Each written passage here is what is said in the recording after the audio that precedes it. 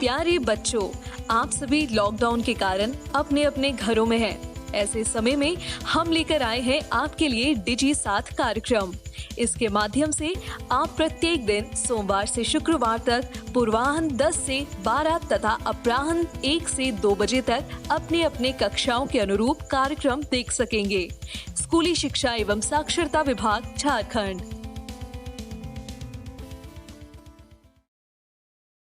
नमस्ते दोस्तों, झारखंड सरकार के डीजी साथ प्रोग्राम में आप सभी का स्वागत है। आज के इस वीडियो में हम दूरदर्शन के माध्यम से क्लास 10 और क्लास 12 की पढ़ाई करेंगे। तो चलिए देखते हैं कि हम आज क्या पढ़ेंगे। क्लास 10 में हम सामाजिक विज्ञान विषय में भारत में राष्ट्रवाद भाग 3 पढ़ेंगे और इंग्लिश में अमांडा पार्ट 1 और 2 पढ़ेंगे। वहीं क्लास 12 में रसायन विज्ञान विषय में पृष्ठ रसायन भाग 4 और 5 पढ़ेंगे और जीव विज्ञान विषय में वर्षगति तथा विविधता के सिद्धांत भाग 3 पढ़ेंगे। इन सभी वीडियो के साथ हम रोचक प्रश्नों को भी बनाएंगे।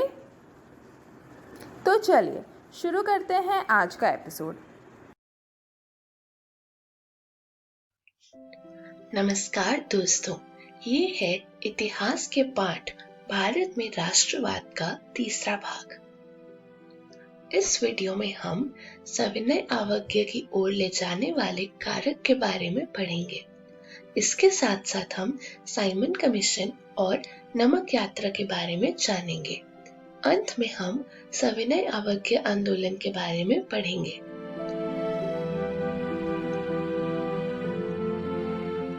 फरवरी 1922 में गोरखपुर स्थित चौरी चौरा में बाजार से गुजर रहा एक शांतिपूर्ण जुलूस पुलिस के साथ हिंसक टकराव में बदल गया। इस घटना के बारे में सुनते ही महात्मा गांधी ने असहयोग आंदोलन वापस ले लिया। कांग्रेस के कुछ नेता इस तरह के जन संघर्षों से थक चुके थे। वे 1919 के गवर्नमेंट ऑफ इंडिया एक्ट के तहत गठित की गई प्रांतीय परिषदों के चुनावों में हिस्सा लेना चाहते थे। उनको लगता था कि परिषदों में रहते हुए ब्रिटिश नीतियों का विरोध करना, सुधारों की वकालत करना और यह दिखाना भी महत्वपूर्ण है कि परिषदें लोकतांत्रिक संस्था नहीं है। C.R. दास और मोतीलाल नेहरू ने परिषद राजनीति में वापस लौटने के लिए कांग्रेस के भीतर ही स्वराज पार्टी का गठन कर डाला। आंतरिक बहस व असहमति के इस माहौल में दो ऐसे तत्व थे जिन्होंने 20 के दशकों के आखिरी सालों में भारतीय राजनीति की रूपरेखा एक बार फिर बदल डाली। पहला कारक था विश्वव्यापी आर्थिक मंदी का असर।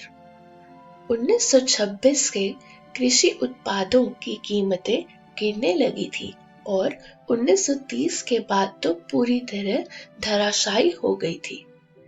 कृषि उत्पादों की मांग गिरी और निर्यात कम होने लगा, तो किसानों को अपनी उपज बेचना और लागत चुकाना भी भारी पड़ने लगा था।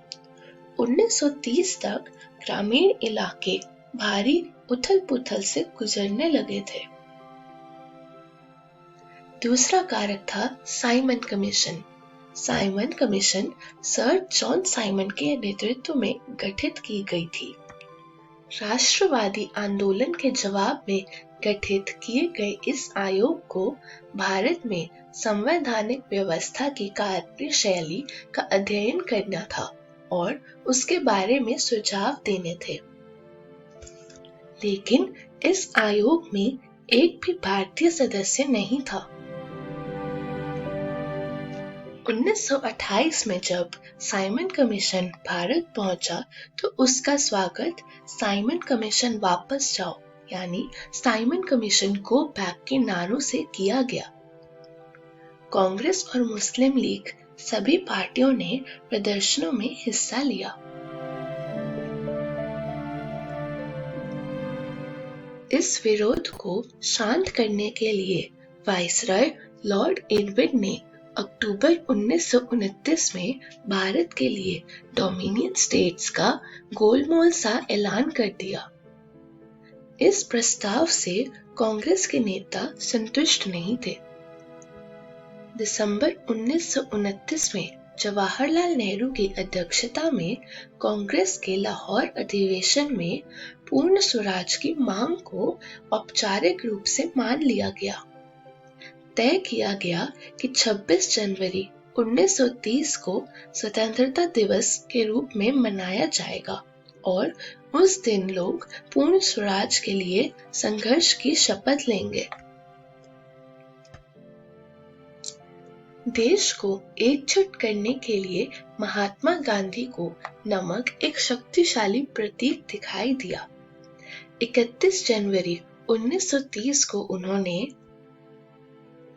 वाइसरॉय इरविन को एक खत लिखा। इस खत में उन्होंने 11 मांगों का उल्लेख किया था। इनमें से सबसे महत्वपूर्ण मांग नमक कर को खत्म करने के बारे में थी। नमक का अमीर गरीब सभी इस्तेमाल करते थे। यह भोजन का एक अभिन्न हिस्सा था। इसीलिए नमक पर कर और उसके उत्पादन पर सरकारी इजारेदारी को महात्मा गांधी ने ब्रिटिश शासन का सबसे दमनकारी पहलू बताया था। महात्मा गांधी का यह पत्र एक अल्टीमेटम यानी चेतावनी की तरह था। उन्होंने लिखा था कि अगर 11 मार्च तक उनकी मांगे नहीं मानी गई तो कांग्रेस सविनय अवज्ञा आंदोलन छेड़ देगी। इरविन झुकने को तैयार नहीं थे। फलस्वरूप महात्मा गांधी ने अपने 78 विश्वस्त वॉलंटियर्स के साथ नमक यात्रा शुरू कर दी।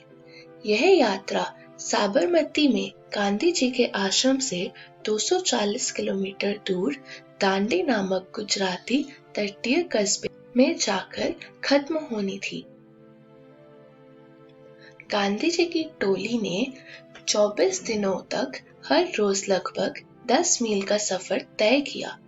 गांधी जी जहां भी रहे हजारों लोग उन्हें सुनने आते। इन सभाओं में गांधी जी ने स्वराज का अर्थ स्पष्ट किया और आह्वान किया कि लोग अंग्रेजों की शांतिपूर्वक अवज्ञा करें, यानी अंग्रेजों का कहा ना माने। 6 अप्रैल को वे दांडी पहुंचे और उन्होंने समुद्र का पानी उबालकर नमक बनाना शुरू कर दिया। यह कानून का उल्लंघन था। यहीं से सविनय अवज्ञा आंदोलन शुरू होता है। अब बात आती है कि यह आंदोलन असहयोग आंदोलन के मुकाबले किस तरह अलग था। इस बार लोगों को न केवल अंग्रेजों का सहयोग न करने के लिए बल्कि औपनिवेशिक कानून का उल्लंघन करने के लिए आह्वान किया जाने लगा। देश के विभिन्न भागों में हजारों लोगों ने नमक कानून तोड़ा और सरकारी नमक कारखानों के सामने प्रदर्शन किए। आंदोलन फैला तो विदेशी कपड़ों का बहिष्कार किया जाने लगा। शराब की दुकानों की पिकेटिंग होने लगी। किसानों ने लगान और चौकीदारी कर चुकाने से इनकार कर दिया। गांव में तैनात कर्मचारी इस्तीफा देने लगे। बहुत सारे स्थानों पर जंगलों में रहने वाले वन कानूनों का उल्लंघन करने लगे। इन घटनाओं से चिंतित औपनिवेशिक सरकार कांग्रेसी नेताओं को गिरफ्तार करने लगी, जैसे अब्दुल गफार खान और महात्मा गांधी।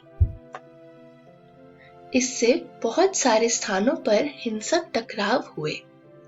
शोलापुर के औद्योगिक मजदूरों ने अंग्रेजी शासन का प्रतीक पुलिस चौकियों, नगर पालिका भवनों, अदालतों और रेलवे स्टेशनों पर हमले शुरू कर दिए।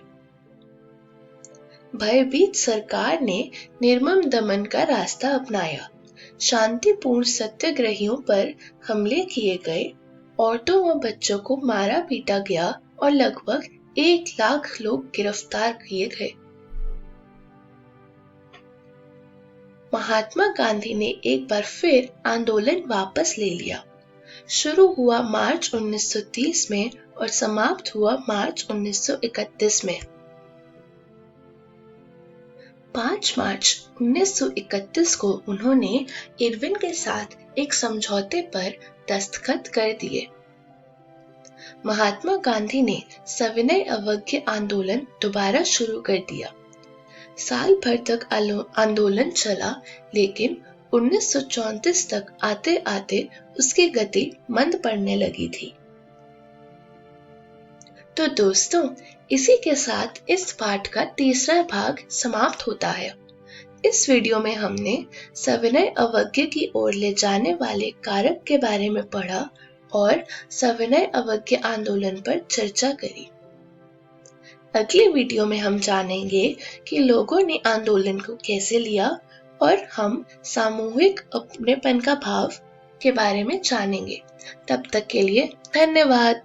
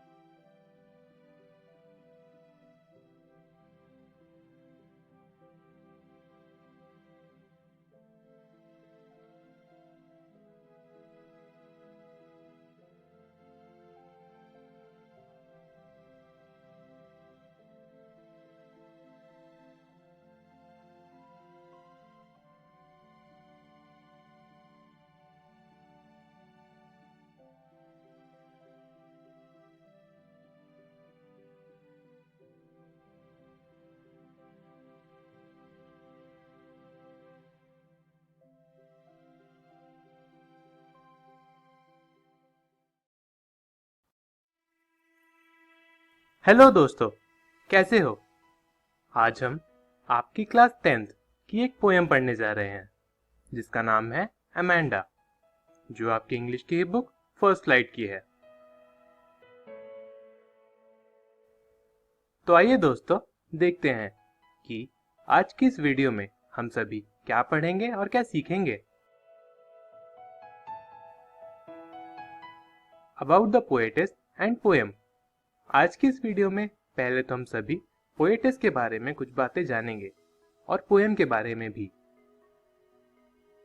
पोएम अमेंडा, और हम अमेंडा पोएम पढ़ेंगे। तो आइए दोस्तों, अब हम पोएटेस के बारे में कुछ बातें पढ़ लेते हैं और जान लेते हैं। रॉबिन मैकमक्लेन। पोएटेस का नाम रॉबिन मैकमक्लेन है। उनका बर्थ 28 फरवरी 1936 में ऑस्ट्रेलिया में हुआ था और अब वो मेलबर्न के पास किसी जगह में रहती हैं। About the poem. दोस्तों, अब हम पोएम के बारे में कुछ बातें पढ़ेंगे और जानेंगे। दोस्तों, हर बच्चा अपने जीवन में कोई ना कोई ऐसा एक्सपीरियंस जरूर करता है जिससे उसको लगता है कि उसे कंट्रोल किया जा रहा है, उसे इंस्ट्रक्शंस दिए जा रहे हैं कि क्या करना चाहिए और क्या नहीं। और ये हम में से किसी को भी पसंद नहीं होता कि हमें कोई रोक टोक करे कि ये मत करो, वो मत करो।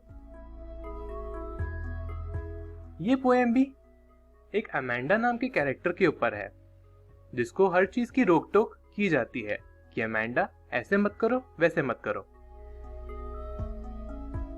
तो आइए दोस्तों, बिना किसी देरी के हम ये पोएम शुरू करते हैं। Don't bite your nails Amanda, don't hunch your shoulders Amanda, stop that slouching and sit up straight Amanda.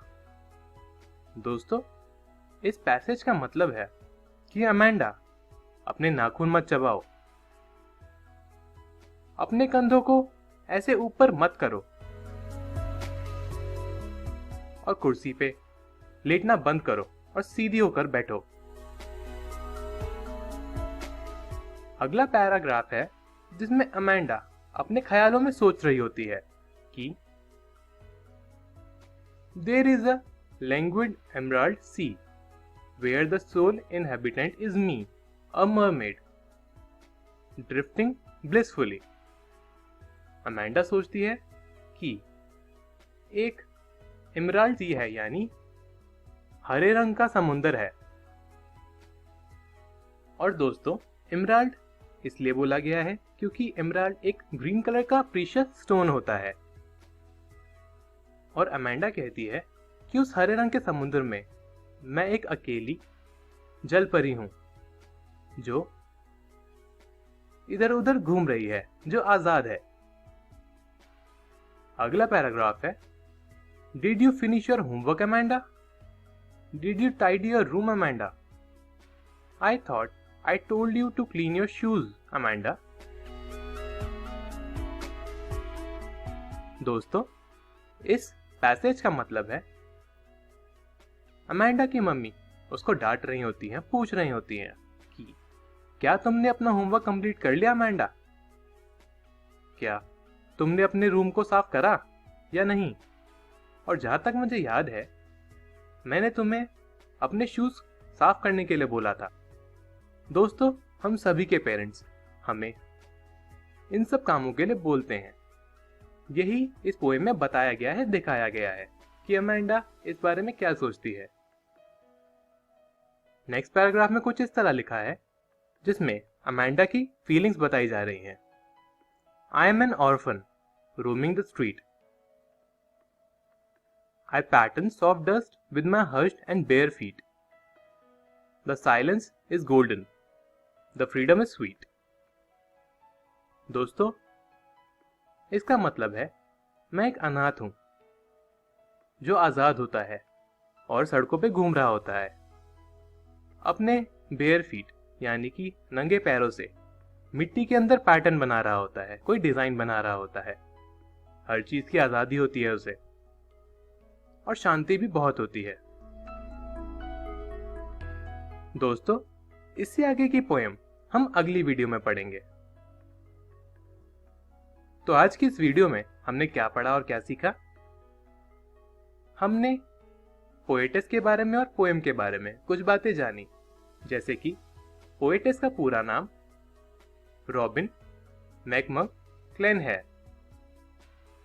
और पोएम के बारे में हमने बातें जानी जैसे कि ये पोएम उन बच्चों के लिए एप्रोप्रिएट है, यानी उन बच्चों की लाइफ से रिलेट की जा सकती है जो ये सोचते हैं कि उन्हें हर चीज की रोक टोक है। और हमने पोएम अमेंडा का कुछ हिस्सा आज की इस वीडियो में पढ़ा। दोस्तों, आप सब भी अपने घर जाकर अपनी बुक फर्स्ट फ्लाइट से अमेंडा पोएम जरूर पढ़ें ताकि आपको सब अच्छे से समझ आए और भी मजा आए आगे पढ़ने में। आइए देखते हैं कि अगली वीडियो में हम सभी क्या पढ़ेंगे और क्या सीखेंगे। Poem Amanda. आगे की पोएम हम अगली वीडियो में पढ़ेंगे। Thank you.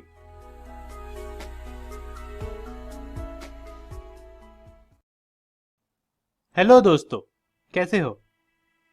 पिछली वीडियो में हमने आपकी क्लास 10th की एक पोएम स्टार्ट की थी जिसका नाम है अमेंडा, जो आपकी इंग्लिश की ही बुक फर्स्ट लाइट की है। तो दोस्तों, क्या आप सभी को याद है कि पिछली वीडियो में और अब तक की पोएम में हमने क्या पढ़ा था और क्या सीखा था?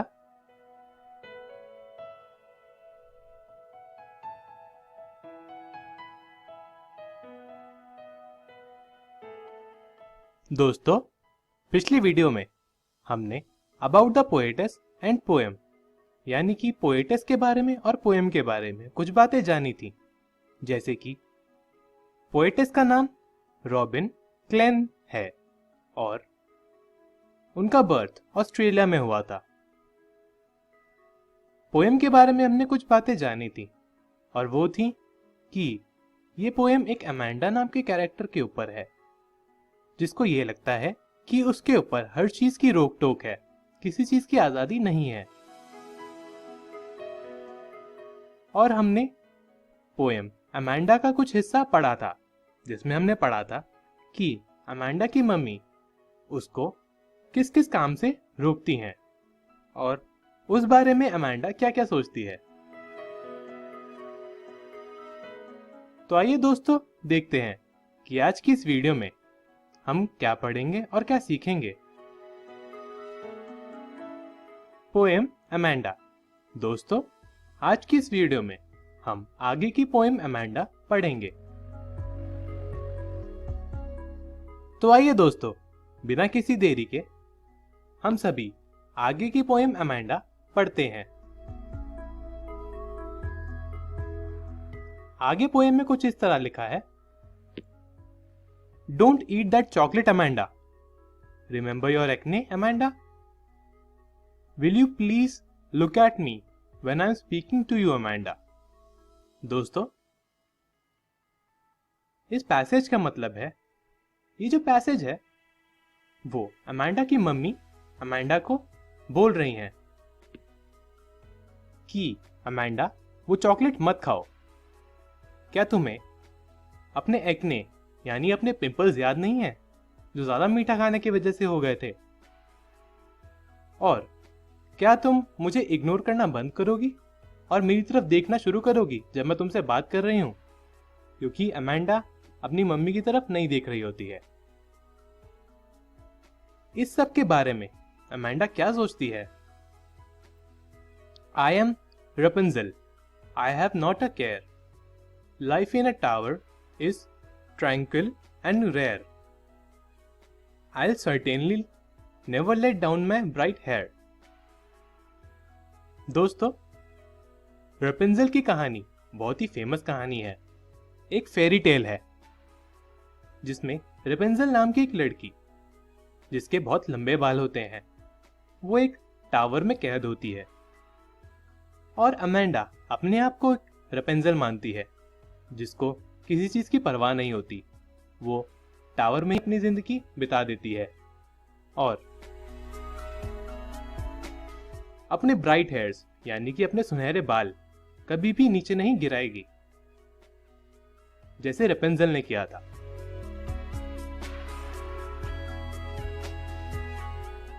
अगला पैसेज है, stop that sulking at once Amanda, you are moody Amanda. Anyone would think that I nagged at you, Amanda. Amanda की मम्मी ने कुछ इस तरह कहा कि अमेंडा, अब रूठना बंद भी करो, तुम बहुत मूडी हो, यानी कि तुम्हारा मूड तो कभी भी चेंज हो जाता है। अगर तुम्हें इस तरह कोई देख ले तो वो यही सोचेगा कि अमेंडा की जो मम्मी है यानी कि मैं अमेंडा को कितना डांटती हूँ। तो तुम ये सब रूठना मनाना बंद करो और अपने मूड को भी स्टेबल रखो। दोस्तों, ये पोएम अमेंडा यहीं खत्म होती है। आइए देखते हैं कि आज की इस वीडियो में हम सभी ने क्या पढ़ा और क्या सीखा। Poem Amanda. दोस्तों, आज की इस वीडियो में हमने आगे की पोएम अमेंडा पढ़ी, जिसमें हमने पढ़ा कि अमेंडा की मम्मी उसको चॉकलेट खाने से रोकती हैं और उसको याद दिलाती हैं कि चॉकलेट खाने की वजह से, यानी मीठा खाने की वजह से अमेंडा को एक्ने हो गए थे। और अमेंडा सोचती है कि वो एक रेपुंजेल है। और अमेंडा की मम्मी आखिरी पैसेज में ये भी बोलती हैं कि तुम ये रूट नाम मनाना बंद करो, जिससे बाहर के लोगों को लगता है कि अमेंडा की मम्मी यानी कि मैं कितना नाराज होती हैं, कितना गुस्सा करती है अमेंडा के ऊपर। दोस्तों, आप सब भी अपने घर जाकर अपनी बुक फर्स्ट फ्लाइट से अमेंडा पोएम जरूर पढ़ें, ताकि आपको सब अच्छे से समझ आए और भी मजा और भी आनंद आए आगे पढ़ने में। आइए देखते हैं कि अगली वीडियो में हम सभी क्या पढ़ेंगे और क्या सीखेंगे। Practice questions.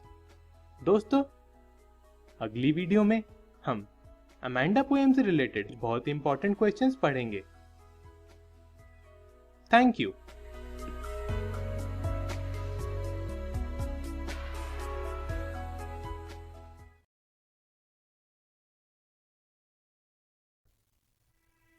नमस्कार दोस्तों, आज हम पृष्ठ रसायन का चौथा भाग शुरू करने जा रहे हैं।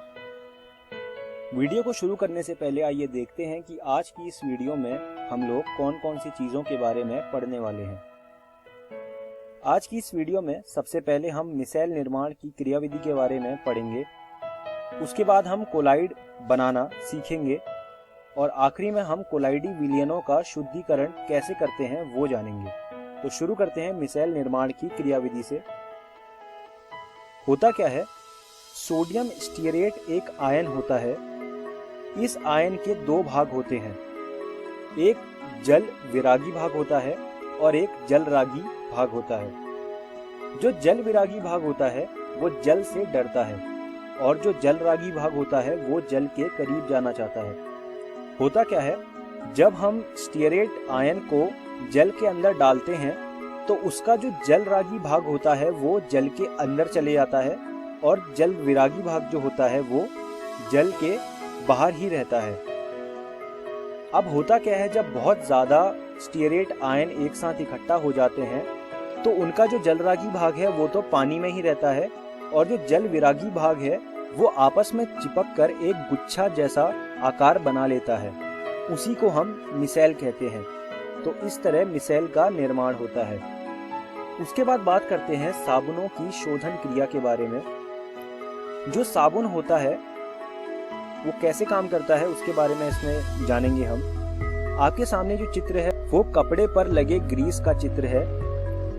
अब क्या होता है, जो स्टीयरेट आयन है, मान लीजिए कि ये ग्रीस पानी के अंदर है और स्टीयरेट आयन भी पानी के अंदर है। स्टीयरेट आयन का जो जल विरागी भाग होगा वो इस ग्रीस से चिपक जाएगा और उसका जो जलरागी भाग होगा वो बाहर ही रहेगा। तो उसके कारण क्या होगा, कुछ ऐसी आकृति बन जाएगी। आप देख सकते हैं जो आखिरी चित्र है वो स्टीयरेट आयनों द्वारा घिरी ग्रीस की बूंदें हैं। ये मिसाइल के आकार में आपको दिख रही हैं। तो अब क्या होता है, जो हमारा स्टीयरेट आयन है वो ऐसे ही ग्रीस के साथ चिपक कर उस पूरे ग्रीस को कपड़े से बाहर निकाल लेता है। तो इसी तरह साबुन शोधन करता है। अब आगे बढ़ते हैं और बात करते हैं कोलाइड कैसे बनता है। तो उसकी कुछ प्रक्रियाएं हैं। जो पहली प्रक्रिया है वो है रासायनिक विधियां, दूसरा है विद्युतीय विघटन और तीसरा है ट्रैप्टन। सबसे पहले शुरुआत करते हैं रासायनिक विधियों से। होता क्या है, कोलाइडी परिप्रेक्षण, द्विंक अपघटन, ऑक्सीकरण, अपचयन अथवा जल अपघटन जैसी रासायनिक अभिक्रियाओं द्वारा जिनमें अणु निर्मित होते हैं बनाए जा सकते हैं। ये अणु पुंजित होकर सॉल का निर्माण करते हैं। आप देख सकते हैं कुछ दो अभिक्रियाएं हैं जो मैं आपके सामने दिखा रहा हूँ। एक है द्विंक अपघटन अभिक्रिया और दूसरा है ऑक्सीकरण अभिक्रिया। दोनों को आप अपनी कॉपियों में लिख लीजिए और रासायनिक विधियों के बारे में जो बात स्क्रीन पर लिखी हुई है उसको भी अपनी कॉपी में लिख लीजिए। उसके बाद बात करते हैं वैद्युतीय विघटन के बारे में। इस प्रक्रम में परिक्षेपण एवं संघनन दोनों ही सम्मिलित हैं। गोल्ड, सिल्वर, प्लेटिनम इत्यादि धातुओं के कोलाइडिसॉल इस विधि द्वारा बनाए जा सकते हैं। इस विधि में परिक्षेपण माध्यम में डूबे धातु के इलेक्ट्रोडों के बीच एक विद्युत आर्क उत्पन्न किया जाता है। इससे उत्पन्न अत्यधिक ऊष्मा धातु को वाष्पित कर देती है, जो फिर संघनित होकर कोलाइडी आकार के कण बनाती है। इस विधि को ब्रैडिक आर्क विधि भी कहते हैं। आप इस चित्र को अपनी कॉपी में बना लीजिए। अब बात करते हैं पेप्टन की। किसी अवक्षेप को वैद्युत अपघट्य की थोड़ी सी मात्रा की उपस्थिति में परिक्षेपण माध्यम के साथ हिलाकर कोलाइडिसॉल में परिवर्तित करने वाला प्रक्रम पेप्टन कहलाता है। इस प्रक्रम में प्रयुक्त वैद्युत अपघट्य पेप्टिकर्मक कहलाता है। उसके बाद बात करते हैं कोलाइडी विलयनों के शुद्धिकरण के बारे में। इसके कुछ तरीके होते हैं। सबसे पहला तरीका है अपोहन, दूसरा तरीका है वैद्युत अपोहन और तीसरा तरीका है अतिसूक्ष्म निस्यंदन। सबसे पहले बात करते हैं अपोहन की। यह एक उपयुक्त झिल्ली द्वारा अपोहन करके कोलाइडी विलयन में से घुले हुए पदार्थों को निकालने का प्रक्रम है। क्योंकि वास्तविक विलयन के कण अपोहक झिल्ली से निकल सकते हैं, परंतु कोलाइडी कण नहीं। अंततः झिल्ली को अपोहन से प्रयुक्त किया जाता है। इस उद्देश्य के लिए प्रयुक्त उपकरण अपोहक कहलाता है। उसके बाद बात करते हैं वैद्युत अपोहन की। साधारणतया अपोहन में प्रक्रम बहुत मंद होता है। यदि अशुद्ध कोलाइडी विलयन में विलेय पदार्थ केवल वैद्युत अपघट्य हो तो इसे वैद्युत क्षेत्र लगाकर तेज किया जा सकता है। तब इस प्रक्रम को वैद्युत अपोहन का नाम दिया जाता है। अब हम इस वीडियो के अंत में आ गए हैं। आइए देखते हैं कि आज की इस वीडियो में हमने क्या क्या सीखा। सबसे पहले हमने मिसाइल निर्माण की क्रियाविधि के बारे में जाना। उसके बाद हमने कोलाइड बनाना सीखा और आखिरी में हमने कोलाइडी विलयनों का शुद्धिकरण कैसे होता है वो जाना। मैं उम्मीद करता हूँ आपको मेरी बताई हुई सारी चीज़ें समझ आई होंगी और आपको यह सुझाव दूंगा कि आप इन चीज़ों को दोबारा से अपनी रसायन विज्ञान की एनसीईआरटी से पढ़िएगा। अगली वीडियो में हम लोग कोलाइडी विलयनों के गुण के बारे में पढ़ेंगे और इमल्शन यानी कि पायस के बारे में पढ़ेंगे। धन्यवाद दोस्तों।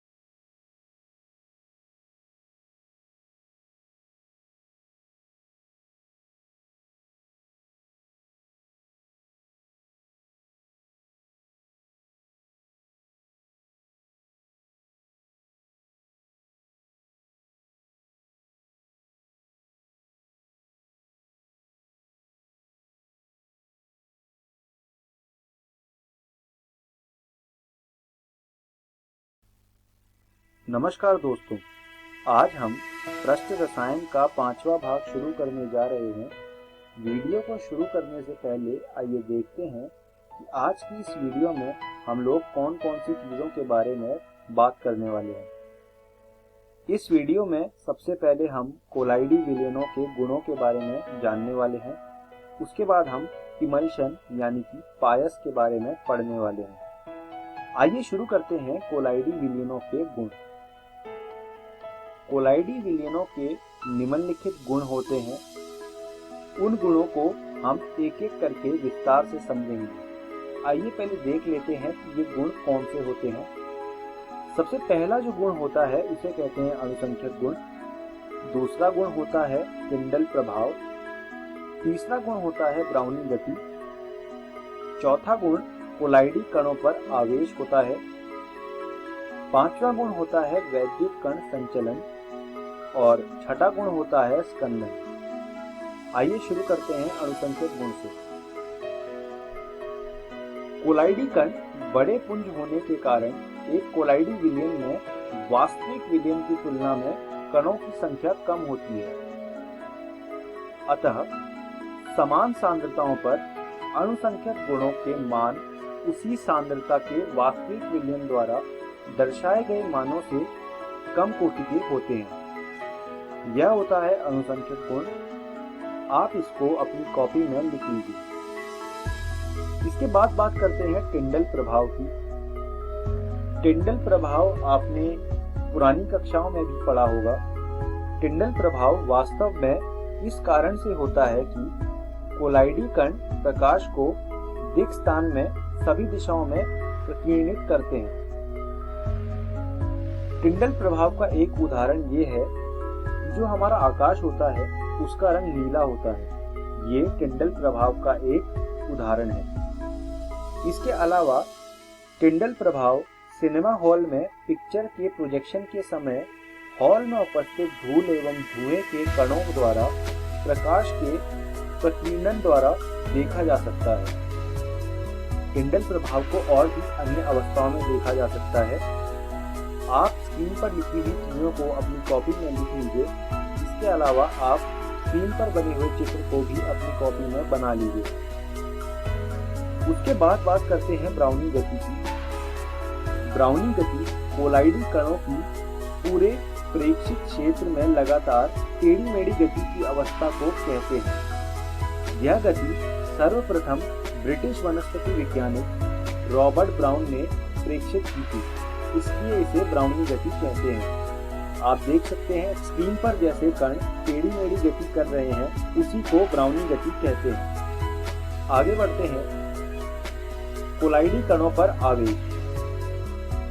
कोलाइडी कणों पर बराबर एवं एक जैसे आवेशों की उपस्थिति कोलाइडी विलयनों को स्थायित्व देने के लिए मुख्य रूप से उत्तरदायी है, क्योंकि समान आवेशों के मध्य प्रतिकर्षण बल उन्हें आसपास आकर सम्मिलन या पुंजित होने से रोकता है। जो कोलाइडी कण होते हैं उसमें आवेशों की दो तरह की परत लगती है।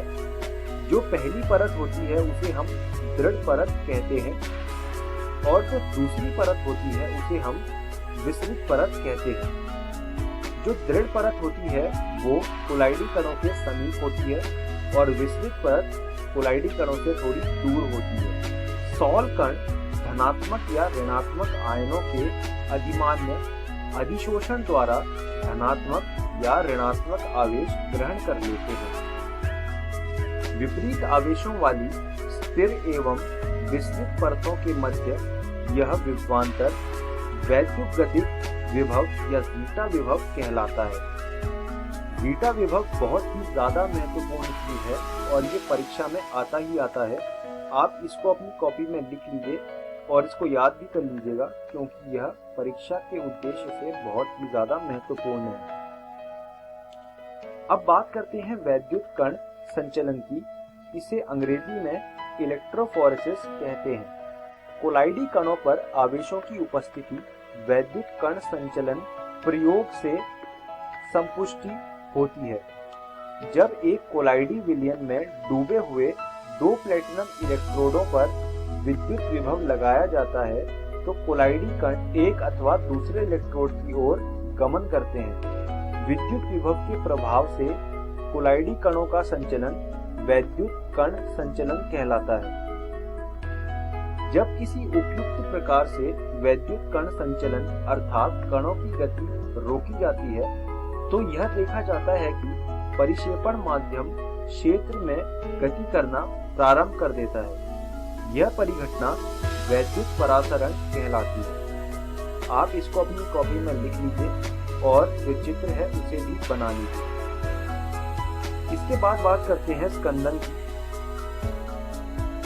कोलाइडी कणों के नीचे बैठ जाने का प्रक्रम सॉल का स्कंदन या अवक्षेपण कहलाता है। हार्डी-शुल्बे नियम के अनुसार ऊर्णन क्षमता का क्रम निम्नलिखित होता है। अगर आप देख पा रहे होंगे तो जो ऊर्णन क्षमता होती है वो आवेश के नंबर के समानुपाती होता है। जैसे Al3+ है और Ba2+ है और Na+ है तो 3+ वाले की ज्यादा ऊर्णन क्षमता है 2+ वाले से, और ऐसे ही 2+ वाले की प्लस वाले से ज्यादा ऊर्णन क्षमता है। तो यह ऊर्णन क्षमता का क्रम होता है। आप इस पूरी चीज को अपनी कॉपी में लिख लीजिए। अब बात करते हैं इमल्शन की, जिसे फायर भी कहते हैं। जब दो अमिश्रणीय या आंशिक मिश्रणीय द्रवों के मिश्रण को हिलाया जाता है तो एक द्रव में दूसरे द्रव का अपरिष्कृत परिक्षेपण प्राप्त होता है, जिसे इमल्शन कहते हैं। इमल्शन के दो प्रकार होते हैं, तेल का जल में परिक्षेपण, और जो दूसरा प्रकार होता है वो होता है जल का तेल में परिक्षेपण। मैं आपको समझाता हूँ कि इसका क्या मतलब है। तेल का जल में परिक्षेपण का ये मतलब है कि बहुत सारा जल होगा और जल की तुलना में तेल की मात्रा कम होगी। तो जल में जब आप तेल को मिलाएंगे तो उससे जो इमल्शन बनेगा वो OW प्रकार का इमल्शन बनेगा। इसके विपरीत जब आप बहुत सारे तेल में तेल की मात्रा के तुलना में कम जल मिलाएंगे तो उससे जो इमल्शन बनेगा उसको WO प्रकार का इमल्शन कहते हैं। तो ये इमल्शन के दो प्रकार होते हैं। अब हम इस वीडियो के अंत में आ गए हैं। आइए देखते हैं कि आज की इस वीडियो में हमने क्या क्या चीजें पढ़ी। सबसे पहले हमने कोलाइडी विलयनों के गुणों के बारे में पढ़ा। उसके बाद हमने इमल्शन के बारे में पढ़ा। मैं उम्मीद करता हूँ आपको मेरी पढ़ाई की सारी चीजें समझ आई होंगी और आपको यह सुझाव दूंगा कि आप इन चीजों को अपनी रसायन विज्ञान NCERT से दोबारा से पढ़ लीजिएगा और इन पर कुछ प्रश्न भी हल कर लीजिएगा। धन्यवाद दोस्तों।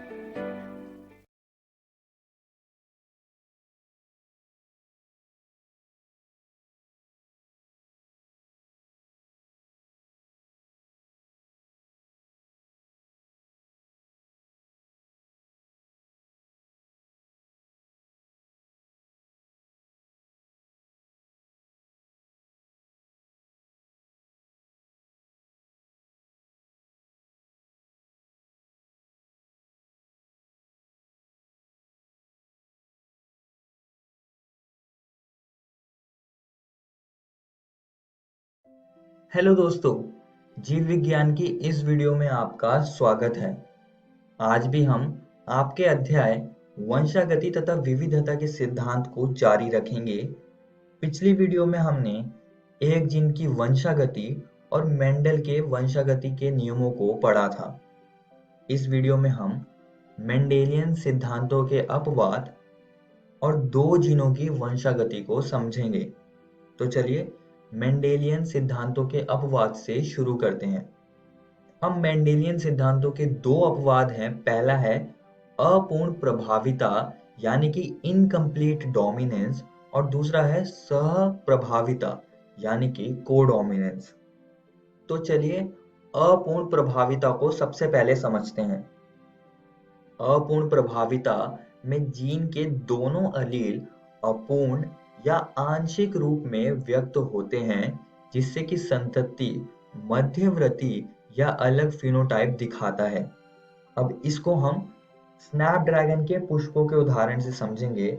अगर आप इन पुष्पों को देखें तो ये पुष्प गुलाबी रंग में, लाल रंग में और श्वेत रंग में आपको मिल सकते हैं। यही फूलों के रंग का लक्षण हम इस उदाहरण में लेंगे। आइए अब इसको समझने के लिए हम इनका क्रॉस करवाएंगे। तो यहाँ पर जो जनक पीढ़ी होगी वो है लाल पुष्पी पौधे और दूसरी ओर होगा श्वेत पुष्पी पौधे। लाल पुष्पी पौधों के जीनोटाइप है बड़ा आर और श्वेत पुष्पी पौधों का जीनोटाइप है छोटा आर। अब इसका क्रॉस कराने पर हमको F1 पीढ़ी में सारे लाल पुष्पी पौधे मिलने चाहिए क्योंकि वे प्रभावी हैं। लेकिन ऐसा नहीं होता, यहाँ पर हमें सारे गुलाबी पुष्पी पौधे मिलते हैं जो कि एकदम ही अलग है जनकों से।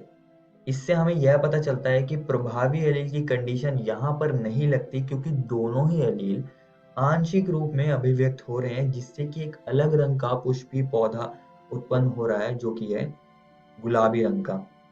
यही अपूर्ण प्रभाविता है। और अगर हम इस F1 पीढ़ी के पुष्पों का स्वपरागण करा दे तो हम F2 पीढ़ी को देखेंगे और इसको हम पनिट वर्ग से समझेंगे।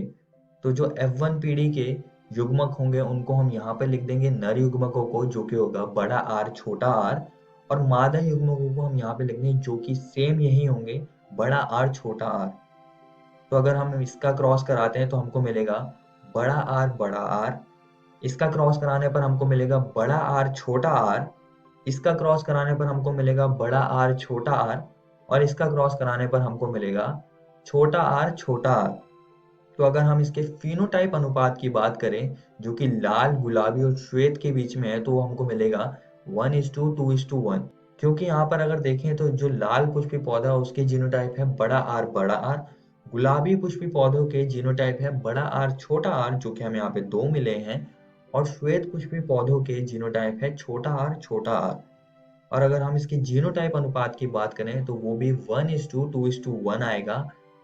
लेकिन यहाँ पे फिनोटाइप अनुपात चेंज हो गया है क्योंकि मेंडल को ये फिनोटाइप अनुपात 3:1 मिला था, जो कि यहाँ पे बिल्कुल ही चेंज हो गया है। इसीलिए अपूर्ण प्रभाविता मेंडल के सिद्धांतों को फॉलो नहीं कर रहे, ये अपवाद है। आइए अब सप्रभाविता को समझ लेते हैं। सप्रभाविता में दोनों एलील एक ही समय में व्यक्त हो जाती है, जिससे F1 पीढ़ी का फिनोटाइप दोनों जनकों के जैसा दिखता है। अब इसको हम एबीओ ब्लड ग्रुपिंग के उदाहरण से समझेंगे। और इसको शुरू करने से पहले मैं आप सभी को एक और चीज बताना चाहता हूँ कि जो ब्लड ग्रुप्स होते हैं वो एंटीजन की वजह से निर्धारित किए जाते हैं, और एबीओ ब्लड ग्रुपिंग में एंटीजन शर्करा होती है। ये चीज आप सभी को याद रखनी है। अब जो ये एबीओ ब्लड ग्रुपिंग होती है ये जीन आई से नियंत्रित होती है, और जीन आई के पास 3 एलील होते हैं, जिसमें कि जो सबसे पहला है उसे हम कहते हैं IA, दूसरे को कहते हैं IB, और तीसरा है छोटा आई। यहाँ पर जो IA और IB एलील है ये प्रभावी एलील है, और ये कुछ भिन्न प्रकार की शर्करा उत्पादन करते हैं। और जो छोटा आई है ये अप्रभावी एलील है जो कि शर्करा का उत्पादन नहीं करता।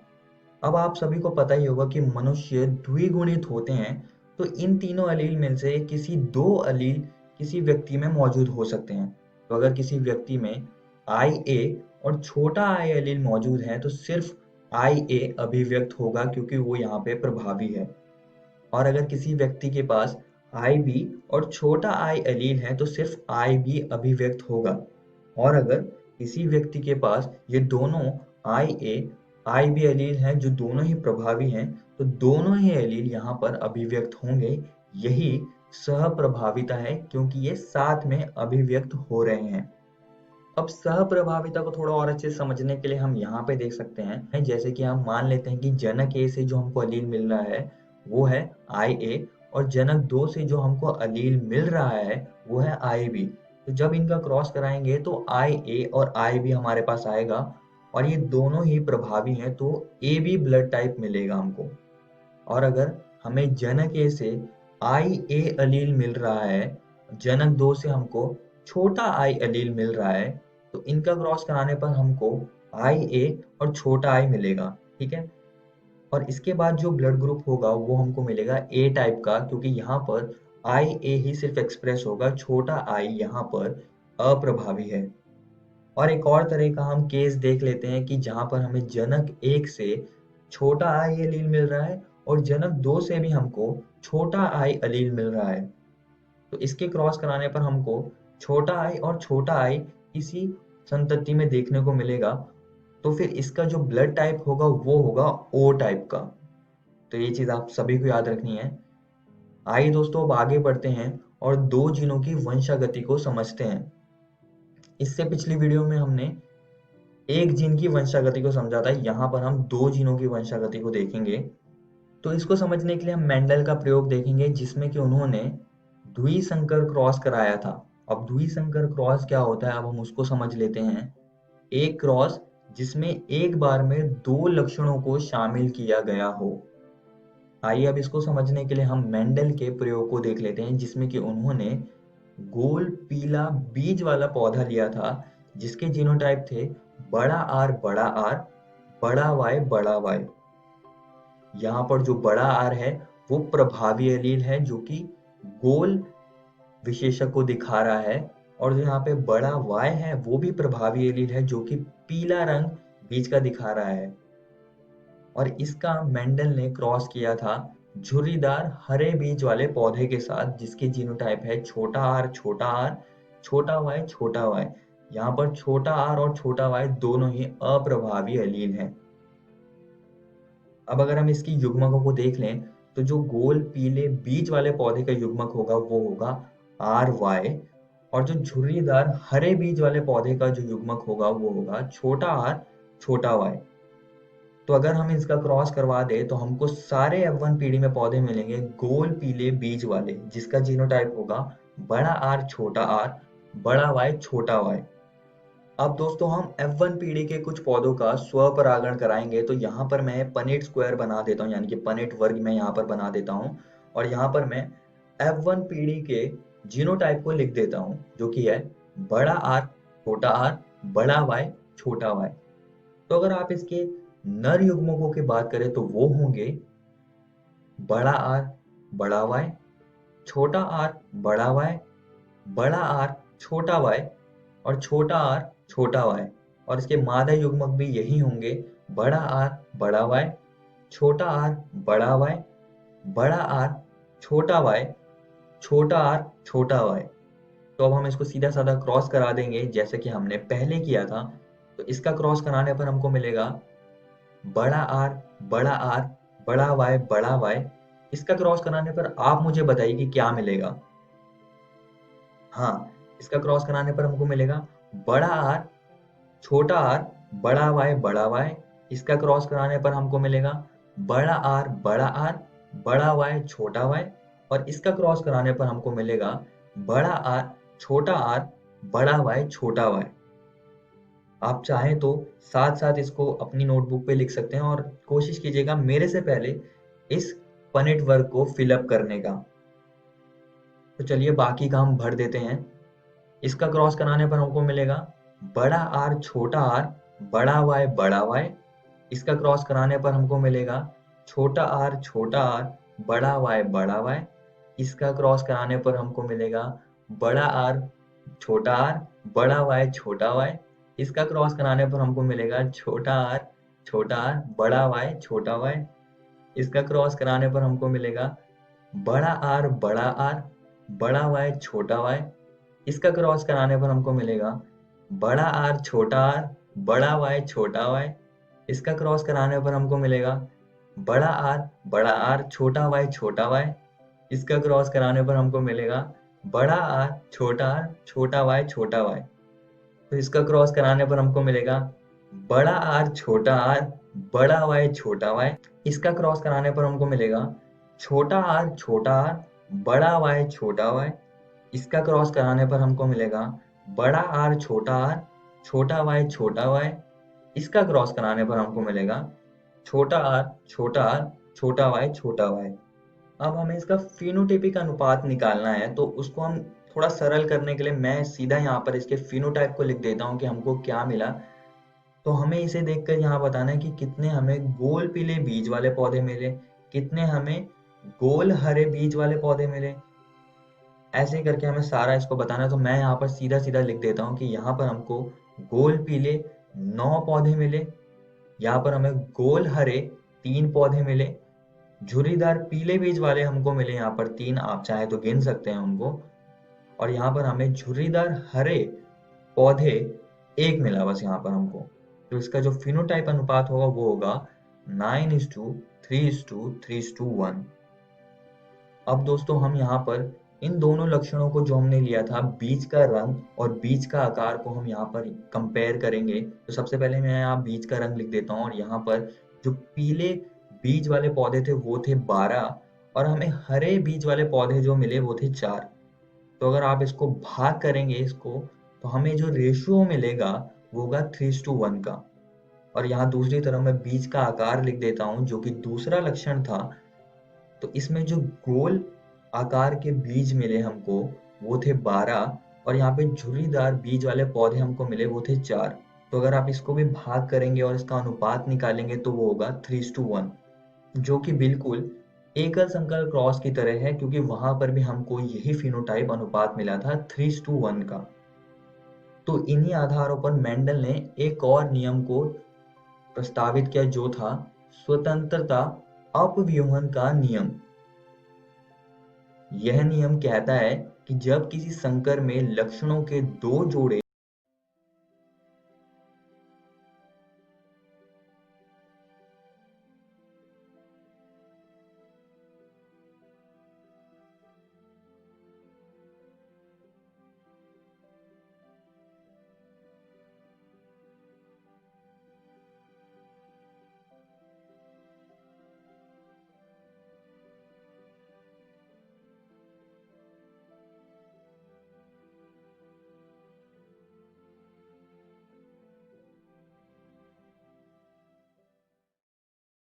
लिए जाते हैं तो किसी एक जोड़े का लक्षण विसंयोजन दूसरे जोड़े से स्वतंत्र होता है। इस वीडियो में हमने मेंडेलियन सिद्धांतों के अपवादों को पढ़ा, और साथ ही में हमने 2 जीनों की वंशागति को भी समझा। और दोस्तों मैं आप सभी को एक और बात बताना चाहता हूँ कि आज हमने आपकी एनसीईआरटी किताब के ये 3 टॉपिक्स को खत्म कर लिया है। आप इनको जरूर घर से किताब से पढ़कर आइएगा। अगली वीडियो में हम वंशागति का क्रोमोसोम सिद्धांत, सहलग्नता और पुनर्योजन, बहुजीनी वंशागति और बहुप्रभाविता को समझेंगे। धन्यवाद। हेलो दोस्तों, आशा है आप सबको आज पाठ पढ़ के बहुत मज़ा आया होगा। तो चलिए देखते हैं कि हमने क्या पढ़ा। आज क्लास 10 में हमने सामाजिक विज्ञान विषय में भारत में राष्ट्रवाद भाग 3 पढ़ा, और इंग्लिश में अमांडा पार्ट 1 और 2 पढ़ा। वहीं क्लास 12 में रसायन विज्ञान विषय में पृष्ठ रसायन भाग 4 और 5 पढ़ा, और जीव विज्ञान विषय में वंशगति तथा विविधता के सिद्धांत भाग 3 पढ़ा। इन सभी वीडियो के साथ हमने रोचक प्रश्नों को भी बनाया और ज़रूरी बातों को नोट भी किया। अब देखते हैं दोस्तों कि हम कल क्या पढ़ेंगे। दोस्तों क्लास 10 में हम गणित विषय में द्विघात समीकरण भाग 1 पढ़ेंगे, और हिंदी विषय में अपठित गद्यांश भाग 1 पढ़ेंगे। वहीं क्लास 12 में गणित विषय में सदिश बीजगणित भाग 5 पढ़ेंगे, और भौतिक विज्ञान विषय में वैद्युत चुंबकीय तरंगे भाग 1 पढ़ेंगे। एक ज़रूरी सूचना, आज का प्रसारित एपिसोड का पुनः प्रसारण YouTube पर भी किया